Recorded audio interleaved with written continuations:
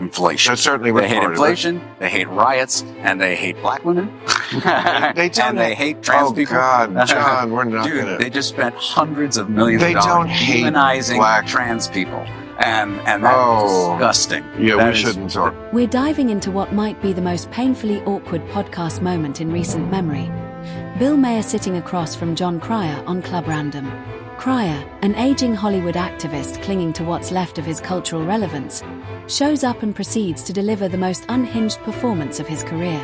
Honestly, I barely knew who he was before this, and after watching it, I kind of wish I still didn't.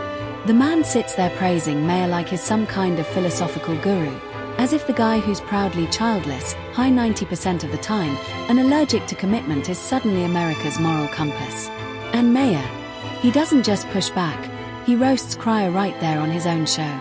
Buckle up, because what you're about to see is absolute podcast chaos. But I don't know, sometimes people say things that trigger me, and of course we just had the election, and I feel like my conscience is very clear. I warned everybody about Trump, and then I warned them about what would get him reelected, which was stupid wokeness, which is what got him reelected.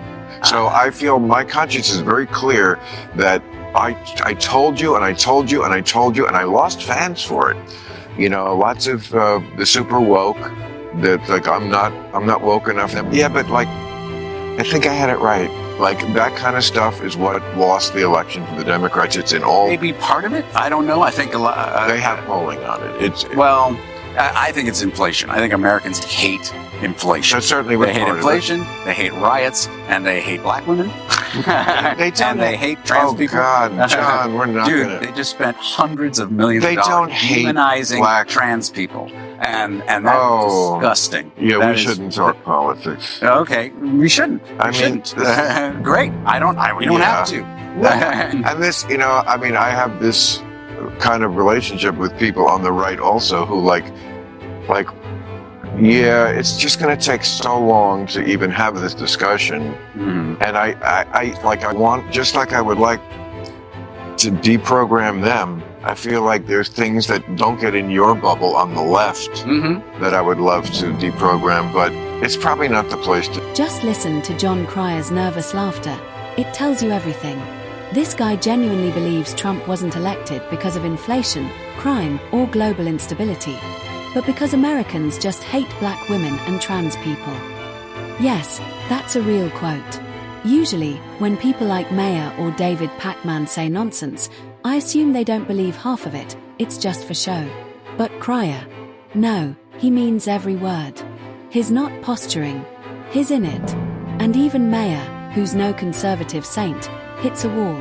At one point, he just goes silent, like even he realizes it's not worth debating. You can't reason with someone who didn't use reason to get there in the first place. This clip is the crash site of woke delusion, and Cryer's still sitting in the wreckage. Yeah, if that's how you want to spend your leisure hours. No, I mean... deprogramming Ducky. There's a spin-off.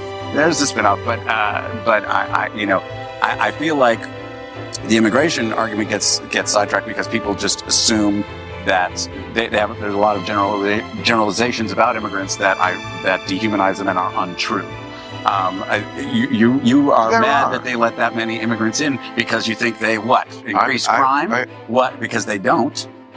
Because they increase they decrease wages. Well, no, they don't. There's a whole bunch of arguments that anti-immigration people make, and you say, okay, Democrats left them in. I'm not an anti-immigration people. I said wait a minute, what about that? Okay. So you're the one saying Democrats are letting in immigrants, and they punted it. Okay, you're absolutely right. Immigrants up during those years. Asylum. They changed the definition of asylum, and they immediately reversed Trump's stay in Mexico or wait in Mexico or something. He had a different chill policy. out in Mexico. I mean, chill out. Yes, just fucking chill, man. Wait there. And we were still, letting in as we should. We are a nation of immigrants, and we need immigrants. There you go. But most Americans felt, including lots of Democrats and people of color, and he won the Latino vote by half.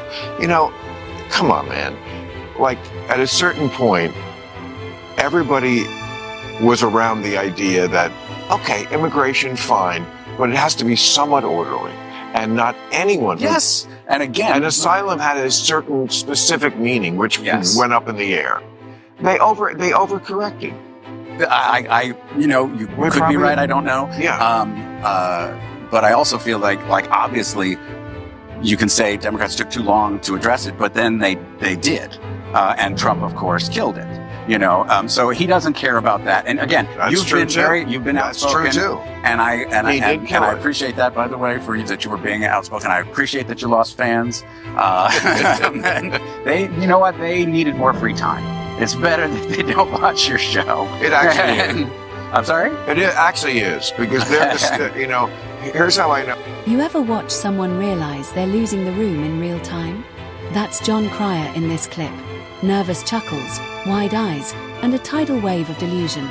He's dropping one unhinged take after another while Bill Maher just sits there, stunned. You can practically see Maher thinking, did this guy just say that out loud? And Maher has two choices: challenge the insanity and derail the show, or just grin and bear it. He picks the latter, and honestly, I don't blame him. When someone's that deep into the narrative, debating them is like arguing with Siri. But here's the thing, even Maher's silence feels like a judgment.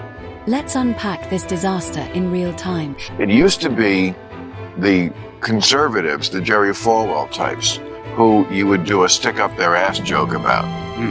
Now it's the woke. They're the ones with the stick-up-their-ass. They're the ones who don't have a sense of humor. They're the ones who are too sensitive. They're the ones, marching for Hamas, doing things like that.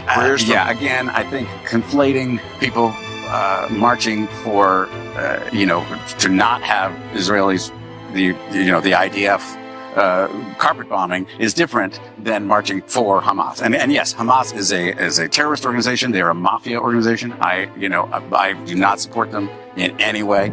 Again, I know they're going to be saying, "Wow, Ducky is not on our side. This is crushing to our movement. We've lost Ducky." But my point being conflating those two, and obviously there are outrages on the right and there are outrages on the left, and the right wing media ecosystem is just a constant outrage engine, and constant, and that is very pernicious to America, to having a nation. I was only watching MSNBC. Not as bad. I mean, the right wing is definitely more dangerous because they don't believe in conceding elections. Yes, we are already past what I called, even before he won the first time, a slow-moving. Can we stop pretending Trump had to be physically removed from the White House? I've said it before, and I'll say it again. January 6th was a disaster, but it didn't rewrite reality. Trump left. Did he complain? Of course. Did he call it rigged? Yep. But he didn't chain himself to the Resolute desk. Yet Bill Maher still runs with this fantasy that the right doesn't believe in conceding elections. And here comes John Cryer, woke, wide-eyed, and dead serious, feeding that narrative like it's gospel. Should Maher have pushed back harder? Maybe. Should he have booted Cryer off Club Random? At this point, I wouldn't blame him. Because this exchange wasn't just cringe, it was delusion on display.